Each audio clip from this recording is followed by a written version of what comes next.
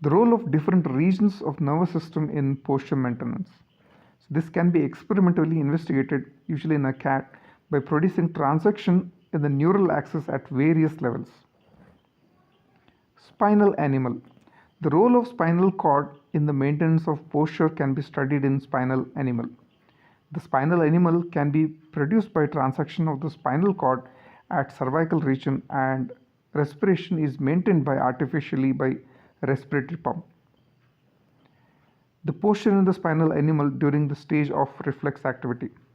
Except the basic stretch reflex and supporting reflexes which are integrated in the spinal cord, all other postural reflexes are absent.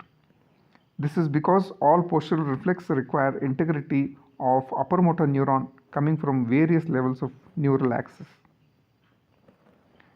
Though stretch reflex and supporting reactions are present, they are very weak and cannot support the weight of animal. Therefore, animal cannot stand on its legs. The muscle tone returns first in flexor muscles, therefore flexors become less hypotonic than extensor, producing paraplegia in flexion. That is, both lower limbs are in a state of flexion. Decerebrate animal. Decerebrate animal is one in whom the brainstem is transacted at intercollicular level between superior and inferior colliculi. The intercollicular section causes the total loss of communication between the cerebral cortex and brainstem.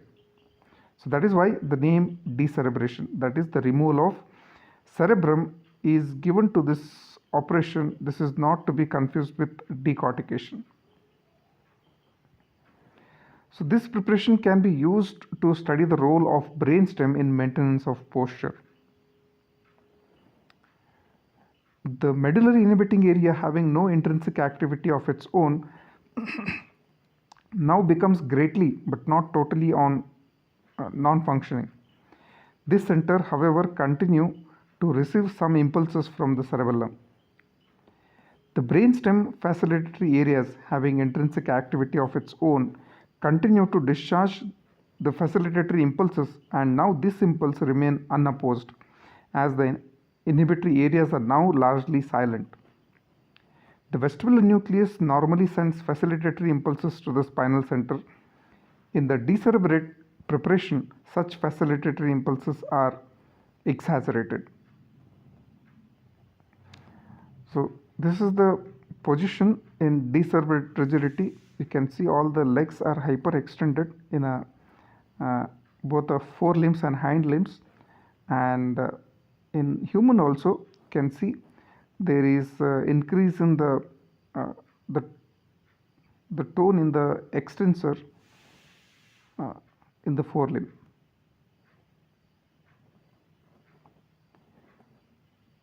Decerebrate rigidity. Decerebrate rigidity refers to the marked increase in the tone of extensors, that is anti-gravity muscles, occurring immediately after decerebration of animal. The characteristic feature of decerebrate rigidity is there will be hyperextension of all the four limbs. There is a dorsiflexion, that is hyperextension of the tail and head, and extreme hyperextension of the spine, that is opisthotonous position occurs, which produces the concave configuration of the back. The animal can be made to stand on four limbs but easily toppled by a slight push. The postural reflexes which can be elicited in the decerebrate animal are stretch reflexes, positive supporting reaction, negative supporting reaction, crossed extensor reflexes which are local reflex, tonic neck and labyrinthine reflexes. And writing reflexes are characteristically absent. Therefore, decerebrate animal can stand on its four legs, but slight displacement causes the decerebrate animal to topple over. So the conclusion is, in decerebrate rigidity, there is a great preponderance of facilitatory influence reaching the spinal center from above. The experiments have established that these facilitatory influence can cause stimulation of the gamma efferent and thus increase the tone. Viewed in another way, The decerebrate rigidity is due to the release of brainstem centers from the influence of cerebral cortex, red nuclei, and basal ganglia. Lacking this input, the medullary reticular inhibiting system becomes non-functional, full overactivity of the pontine excitatory system occurs, and rigidity develops. The decerebrate rigidity, therefore, is another example of release phenomenon. Then toning labyrinthine reflexes. This reflex is best studied in decerebrate animal. In the decerebrate animal, the pattern of rigidity in the limbs varies with the position. No writing responses are present, and the animal stays in the position in which it is put. If the animal is placed on its back, then there is a profound extension of all the four limbs. But if the animal is turned to the either side, the rigidity decreases.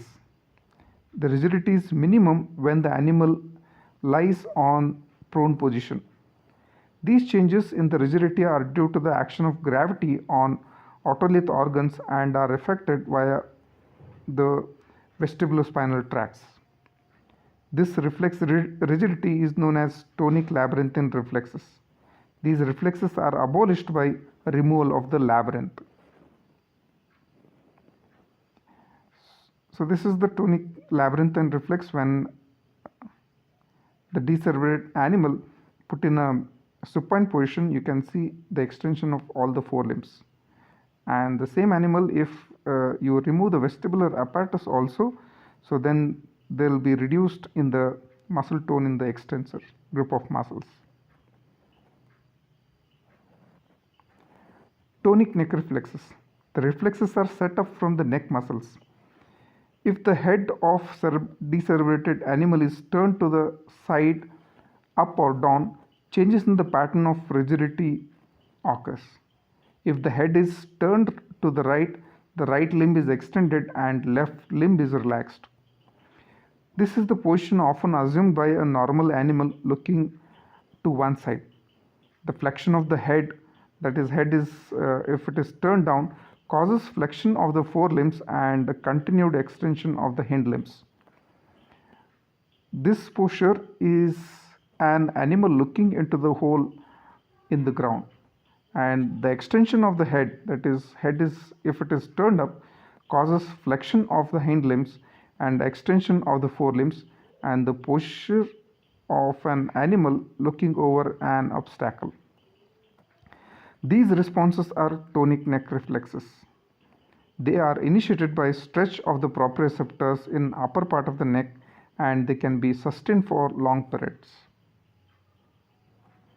So this is example, a decerebrate animal, when the head is flexed, head is placed in upward direction, there can be extension of the forelimbs and there can be flexion of the hind limbs.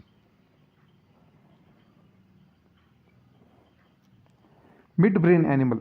Midbrain animal is prepared by the suction of the neural axis at the superior border of the midbrain.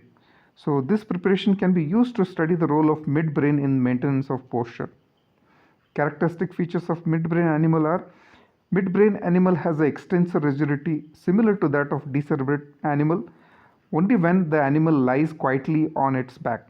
The rigidity disappears when the limb is performing reflex activity.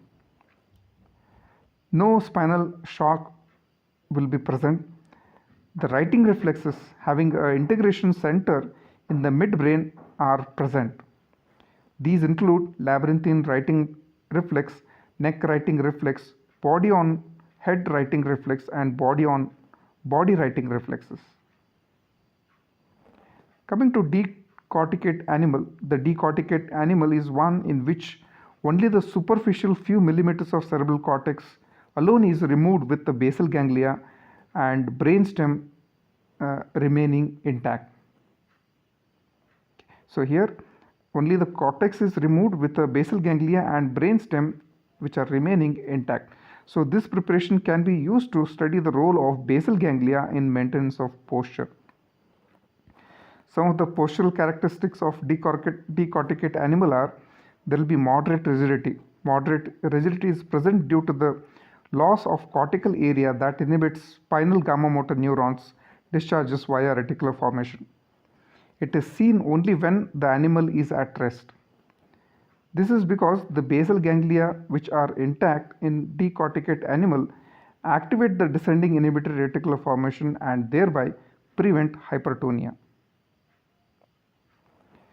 The typical posture in the decorticate man consists of full extension of leg, arm lying across the chest with some semiflexion at elbow, slight pronation of the forearm and flexion of the wrist and fingers. The postural reflexes in decorticate man or following reflexes are like typical neck reflexes, writing reflexes can be elicited. Postural reflexes which are seriously disrupted by the decortication are hopping and placing reaction. Note that two types of postural reaction, the hopping and placing reactions, are seriously disrupted in the decortication. So this is the typical posture in the decorticate, and you can see when the head is turned to the one side, you can see the tonic neck reflex in a decorticated man. Hopping reaction. When standing animal is pushed laterally, hopping movements keep the limbs in position to support the body. This response is called as hopping reaction. And placing reaction is if one limb of the standing animal is pushed from the under it, the limb is promptly replaced on the supporting surface in position to support the body. So this response is known as placing reaction. The placing reaction are usually abolished in one side on one side by unilateral decortication. Then grasp reflex. In brain tissue in primates above the thalamus is removed, the animal is allowed to lie on a side. The limb next to the surrounding surface is extended. In such animals, the upper limbs are flexed and the hand on the other side grasps firmly on the objects brought in contact with, so which is called as grasp reflex. This whole response is probably a supporting reaction that studies the animal and aids in the pulling it upright. Okay. So these are the various postural reflexes like stretch reflexes, positive supporting, negative supporting reaction, which are integrated at the spinal cord, whereas labyrinthine reflexes, tonic labyrinthine, tonic neck reflexes, they are integrated at the medulla, whereas labyrinthine writing reflex, neck writing reflexes, body on head writing reflexes, body on body writing reflexes, they are integrated at the midbrain level. And optic writing reflexes, placing reaction and hopping reactions, they are integrated mainly at the cerebral cortex. So the decorticate animal will not have these postural reflexes.